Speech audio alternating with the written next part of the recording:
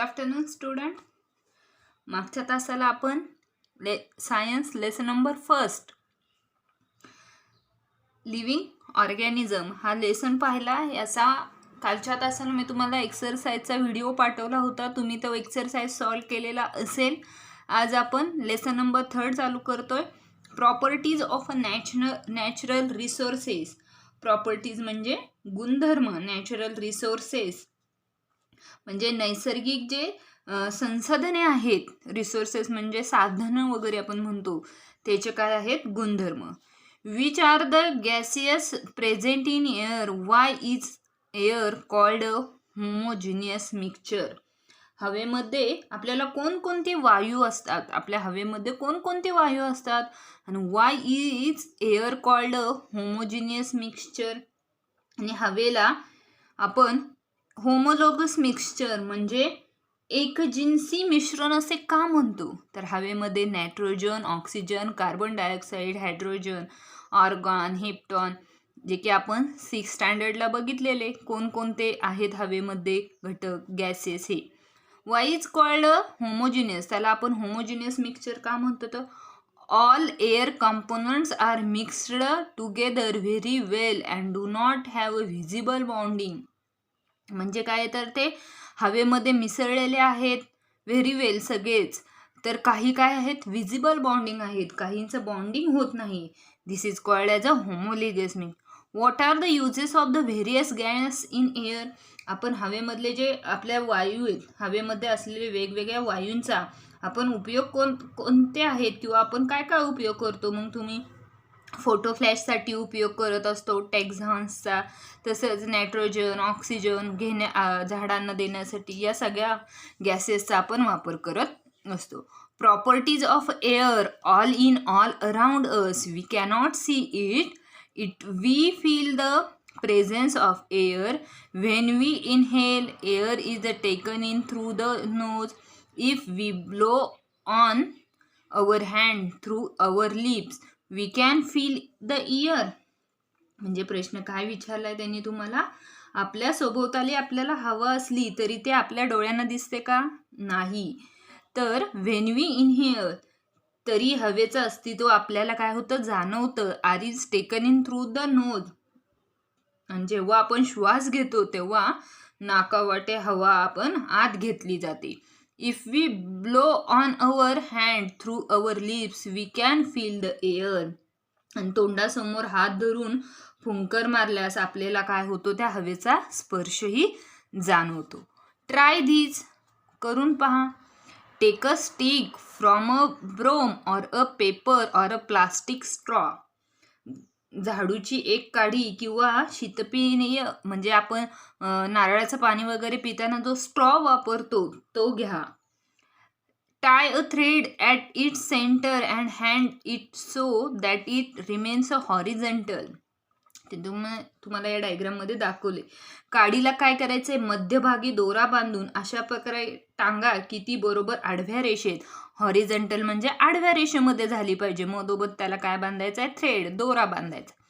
Tie two rubber balloons of the same size at the 2 ends of the stick. काडीच्या दोन्ही टोकांना 2 सारख्या आकाराची काय करायचे, रबरी फुगे बांधायचे. See to it that the stick remains horizontal. Stick remains horizontal. Now remove 1 balloon. आणि आता त्यातील एक फुगा काढा आणि तो फुगून परत काडीच्या ज्या जागे होता तिथं बांधायचा आहे. Does the stick remain horizontal. तेव्हा काडी काय होईल, हॉरिझॉन्टल होईल. आता काडी आडव्या रेषेत राहते का बघा. म्हणजे एका फुग्यामध्ये हवा आहे, एअर आहे, आणि एका फुग्यामध्ये हवा नाही. मग काय झाले, तर remain horizontal. The stick goes down on the side of the inflated balloon. This means that air has weight. आता काही आडव्या रेषेत काडी आडव्या रेषेत राहते का. फुगवलेला फुगा बांधलेल्या काडीचं टोक हे काय आहे, तर खाली जात असल्याने म्हणजेच हवेला काय आहे, वजनही आहे. म्हणजे या बलूनमध्ये हवा आहे म्हणून ते खाली गेलं आणि या बलूनला हवा नाही, त्यामुळे ते काय झालं, तिरपी रेष झाली. Air is a mixture of gases. Therefore like all other matter it has mass and weight. म्हणजेच हवा हे काय आहे तर वायूचे मिश्रण असल्याने इतर पदार्थाप्रमाणेच हवेला सुद्धा काय आहे मास म्हणजे त्याचं वस्तुमान आणि वेट म्हणजे त्याचं वजन. हवेलाही वस्तुमान आणि वेट आहे. Let's see second example. Take a injection syringe without the needle, pull its portion and observe it as you do. बिना इंजेक्शनची काय घ्या एक सिरीज घ्या आणि काय करायचंय तिचा जो पोर्शन म्हणजे जो भाग आहे ओढायचा तो काय करायचा ओढा व त्यावेळी काय करा याचं निरीक्षण करायचं आपल्याला या इंजेक्शनाचा. हा त्याचा भाग आहे जे की आपण इंजेक्शन देताना दाबलं जातं त्याला आपण म्हणतो पोर्शन म्हणजे दाट्या त्याला मराठीमध्ये म्हटलं जातं. हे आपण दाबलं जातं. The portion can be pulled out easily. The portion then remains in that position even if you let it go. आता सहजपणे बाहेर ओढता येतो. बाहेर ओढलेला हा जो पोर्शन आहे तो आत सोडल्यावरही तसाच राहतो. Now close the inlet hole of the syringe tightly with our thumb. आता सिरीजच्या छिद्र अंगठ्याने घट्ट बंद करा. हे तुमचं होल आहे ते काय करायचंय घट्ट बंद करायचंय. Pull the portion and let it go is the force required to pull out the portion more or less than before. बंद करा आणि हा जो पोर्शनचा आहे तो काय करायचा आहे बाहेर ओढा व नंतर हात सोडून द्या. काय observe does the portion remains as it is the after you let it गो. हात सोडल्यावर दाट्यात तसाच राहतो का नाही. हा काय होईल आत दाबलाय आपण आणि फुडून सुद्धा हवा आहे म्हणजे तो काय होणार आहे बाहेर ओढला जाईल ना. The molecules of the gases in the air are in constant motion. हवेमधील वायूचे जे रेणू असतात ते काय असतात सतत हालचाल करत असतात. कॉन्स्टंट मोशन हालचाल करत असतात. When these molecules strike a body they create pressure on that body. आणि एखाद्या वस्तूवर आदळतात तेव्हा त्या वस्तूवर काय तयार होतं प्रेशर दाब निर्माण होतो. This is the pressure of air that we call atmospheric pressure. आणि यालाच आपण काय म्हणतो तर वातावरणाचा दाब. What is mean by atmospheric pressure? The molecule of gases in the air are in constant motion. When these molecules stick a body, they create a pressure on that body. This is the pressure of air that we call atmospheric pressure. त्यालाच आपण काय म्हणतो तर atmospheric pressure वातावरणाचा दाब. On pulling the portion with the inlet hole of the syringe closed. आणि सिरीजचे छिद्र बंद करून म्हणजे हे बंद करून हा जो मागचा भाग आहे पोर्शन तो काय करायचा more space become available to the air in the syringe and it becomes rarefied. आणि काय करायचं सिरीजचे छिद्र बंद केल्यानंतर तो जो हा पोर्शनचा भाग आहे तो खेचल्यावर सिरीजमधील हवेला जास्त काय होते जागा मिळते जागा उपलब्ध राहते आणि ती विरळ होत जाते आणि इट बिकम्स रेरिफाईड म्हणजे विड म्हणजे या पूर्ण निडलमध्ये काय होते हवा पसरली जाते. As a result the pressure of the air in the series is lowered. म्हणजेच काय तर सिरीजचे छिद्र बंद करूनही दाट्या खेचल्यावर सिरीजमधल्या हवेला काय होते जास्त जागा उपलब्ध होते आणि ती विरळ होते. त्यामुळे सिरीजमधील जो हवेचा दाब आहे जो प्रेशर आहे जो हवेचा दाब असतो तो काय होतो कमी होतो. That is why when the pulled out position is released it is immediately pushed in. If this experiment is repeated holding the syringe in a different positions like vertical, horizontal or inclined. म्हणजे काय तर म्हणूनच बाहेर खेचलेली जी portion असतो बाहेर खेचलेला सिरीजचा जो भाग असतो तो काय होतो सोडून दिला की तो लगेच आत ढकलला जातो. ही सिरीज आपण व्हर्टिकल म्हणजे सरळ उभी आडवी किंवा तिरकी अशा वेगवेगळ्या स्थितीमध्ये धरून हाच प्रयोग केल्यास आपल्याला काय होईल प्रत्येक वेळी पोषण तेवढाच आत गेलेला पाहायला मिळेल. From these we can infer that atmospheric pressure is the sum in all the direction. आणि यावरूनच वातावरणाचा दाब हा सर्व दिशांनी कसा असतो, समान. Atmospheric pressure is the same in all the direction, म्हणजे आपल्या आजूबाजूमध्ये जो ॲटमॉस्फेरिकचा प्रेशरचा दाब आहे तो काय आहे, सर्व दिशांना समान आहे. Find out if there any atmospheric pressure on the bottom. चंद्रावर वातावरणाचा दाब असेल का? No atmosphere. चंद्रामध्ये आहे का? नाही. Small insides do not have a magnetic field around it, unable to return gases around it surface. म्हणजे ते काय आहे तर गॅसेस लाईक आर्गॉन, हेलियम हे आहेत का हवेमध्ये? नाही. म्हणून डू यू नो, तुम्हाला माहितीच असेल. Under ordinary conditions atmospheric pressure at sea level is about 1,1400 newtons per square metre. सर्वसामान्य स्थितीमध्ये समुद्र सपाटीला वातावरणाचा दाब किती आहे तर 1,1400 newtons per square metre. It can be measured with the help of a barometer. As we go higher above sea level atmospheric pressure decreases. आणि वायुदाब मापकाने तो काय होतो, बॅरोमीटर म्हणजे वायुदाब मापकाने तो आपण मोजता येतो. वातावरणाचा दाब हा समुद्र सपाटीपासून उंच जाताना कमी कमी होत जातो. डिक्रीज म्हणजे कमी होतो. म्हणजे हवेचा काय सांगितले त्यांनी की ॲटमॉस्फेरिक वातावरणाचा दाब हा ही तुमची सी लेवल आहे, समुद्र सपाटी, तिथून उंच जाताना तो काय होतो, डिक्रीज कमी कमी होत जातो. A little fun. Place pieces of a cardboard on the mouth of a glass filled completely with water. Holding the cardboard firmly in a place with one hand, invert the glass quickly. Take our hand away from the cardboard. What do you see? पाण्याने पूर्ण भरलेल्या पेलाच्या काय करायचं, let's fun, try करून बघायचं आपण थोडी गंमत.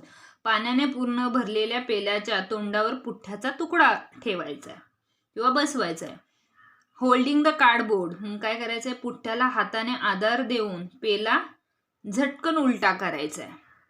क्विकली, पटकन उलटा करायचा. Take our hand away from the cardboard, हाताचा आधार काढून घ्या. काय लक्षात येते, पुठ्ठा खाली पडत नाही. का पडत नाही तर तो त्या ग्लासला काय झालेला असतो, चिटकून बसलेला असतो. हे करून बघा तुम्ही. Great scientist. In 1726, the Swedish scientist Daniel Bernoulli put forth the important principle that the pressure of air decrease when the velocity increase. यांनी काय केलंय की हवेचा वेग वाढला तर तिचा दाब काय होतो, कमी होतो. The pressure of air decrease, हवेचा दाब वाढला की व्हेलॉसिटी काय होते, हवेचा दाब कमी झाला की व्हेलॉसिटी वाढते. While the pressure of air increase when it's velocity decrease. आणि या उलट जर हवेचा वेग कमी झाला तर दाबही वाढतो. If a body is moving through air, the air pressure decreases perpendicular to the direction of the motion and then the air is in its surroundings flows rapidly from higher pressure to the lower pressure. म्हणजेच काय की हवेचा वेग वाढला तर त्याचा pressure, त्याचा दाबही कमी होतो आणि हवेचा वेग कमी झाला तर दाब वाढतो. फॉर एक्झाम्पल, एखादी वस्तू हवेमध्ये गतिमान असल्यास म्हणजे खूप जोरात फेकल्यास त्या वस्तूच्या गतीच्या लांब दिशेला हवेचा काय होतो, दाब कमी होतो आणि मग आजूबाजूची हवा जास्त काय करते, दाबाकडून कमी दाबाकडे वाहू लागते.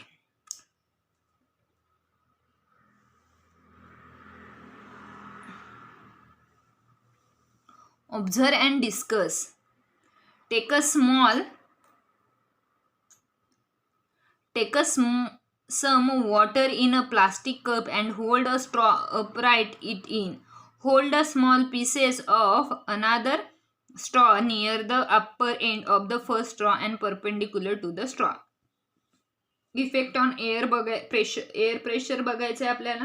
एका प्लास्टिकच्या कपामध्ये पाणी घेऊन त्यामध्ये एक स्ट्रॉ उभा धरा आणि दुसऱ्या एका स्ट्रॉचा लहान तुकडा पहिल्या स्ट्रॉवरच्या तोंडाजवळ, म्हणजे इथं काय करायचं आपल्याला, काटकोनात धरायचा आहे. हा तुमचा काटकोन होणार आहे. या अपराईट ट्रायंगलमध्ये आपण हे धरणार आहे परपेंडिक्युलरमध्ये. You will see a fount of water. Why did this happen.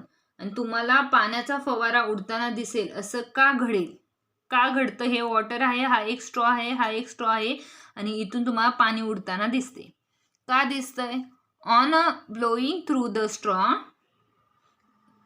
the air at its open end is pushed away and hence the pressure of the air at the opening goes down.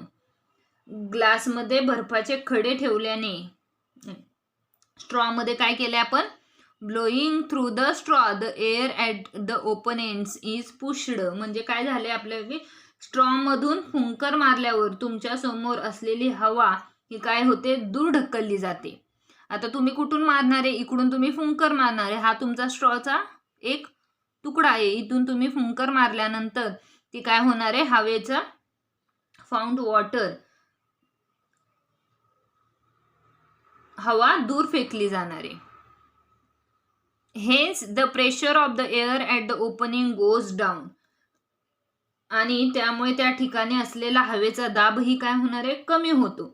Straw नंतर काय सांगितलंय, as the pressure of the air near the upper end of the erect straw becomes less than atmospheric pressure. स्ट्रॉच्या वरच्या तोंडाजवळ असलेला हवेचा दाब हा वातावरणाच्या दाबाकडे म्हणजेच वरच्या दिशेने ढकलला जातो व पाणी काय होतं, फवाराच्या रूपामध्ये बाहेर पडतं. पाणी जास्त दाबाकडून कमी दाबाकडे म्हणजेच वरच्या दिशेला ढकलले जाते. And the water comes out in the form of a fountain. The more forcefully you blow, the higher will be the fount. This drop fount works on a Bernoulli's principle. आणि यालाच काय म्हणलोय आपण तर ब्रेलिनियस प्रिन्सिपल. म्हणजे ह्या एका शास्त्रज्ञांनी याचा शोध लावलाय आणि त्यांनी काय केलंय, त्यांनी हे सांगितलंय की स्ट्रॉच्या वरच्या तोंडाजवळ असलेला हवेचा दाब हा वातावरणाच्या दाबापेक्षा म्हणजे याच्या दाबापेक्षा तो काय आहे तर लेस आहे, कमी आहे. आणि कपामधील पाणी जास्त दाबाकडून काय होते, कमी दाबाकडे म्हणजेच वरच्या दिशेने ढकलले जाते व पाणी फवाराच्या रूपात बाहेर पडते. जेवढी जोरात आपण फुंकर मारू तेवढ्या मोठ्या प्रमाणात हा काय होतो, फाउंड ऑफ वॉटर माउंटन, मोठ्या प्रमाणात फवारा उडत असल्याचं आपल्याला लक्षात येतं. आणि स्ट्रॉचा हा फवारा हा बार्नोलियनच्या तत्वावर कार्य करतो. म्हणजे बार्नोलियन्स प्रिन्सिपल यांच्या या तत्वावर हा इफेक्ट ऑफ एअर प्रेशर हा काय आहे तर एक पॉईंट आहे. अशा पद्धतीने आपण हे पॉईंट बघितले. जो राहिलेला लेसन आहे तो आपण पुढच्या तासाला बघूया. त्याआधी तुम्ही find out and what is mean by atmospheric pressure आणि atmospheric pressure is the sum in all direction. म्हणजे तुम्ही what is mean by atmospheric pressure, let's recall and find out असे 3-4 क्वेश्चन मी दिलेले आहेत ते सोडवणार आहात आणि लगेच मला फोटो पाठवणार आहे. जो राहिलेला भाग आहे तो आपण उद्याच्या तासाला पाहूया. थँक्यू.